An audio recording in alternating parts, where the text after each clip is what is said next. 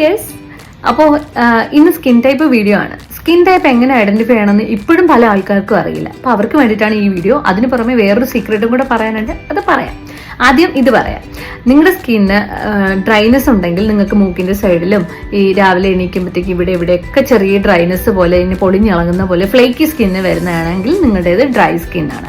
അടുത്തത്, നിങ്ങൾ രാവിലെ ഇരിക്കുമ്പോൾ ഭയങ്കരമായിട്ട് ഡ്യൂവി അല്ലെങ്കിൽ ഒരു ഭയങ്കര ഗ്ലോസി ആയിട്ട് ഇരിക്കുന്നുണ്ടെങ്കിൽ നിങ്ങളുടേത് ഓയിലി സ്കിന്നാണ്. അതുപോലെ തന്നെ അങ്ങനെയുള്ള ഓയിലും ഒക്കെ വന്നിട്ട് നിങ്ങൾക്ക് ഭയങ്കരമായിട്ടും പിമ്പിൾസും ചുമന്ന പാടുകളും ഒക്കെ ഉണ്ടെങ്കിൽ നിങ്ങൾക്ക് സെൻസിറ്റീവ് ആയിട്ടുള്ള ആക്നെ പ്രോൺ സ്കിന്നാണ്.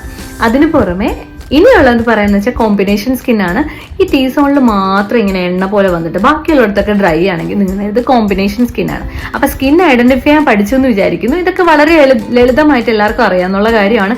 എന്നിരുന്നാലും അതിന്റെ കൂടെ ഒരു കാര്യം കൂടെ പറഞ്ഞുതരാം. ഇപ്പൊ കണ്ണി കണ്ട എല്ലാ സെറംസും നിങ്ങൾ ഇതൊന്നും അറിയാതെ വാരി ഉപയോഗിക്കുന്നുണ്ട് അല്ലേ?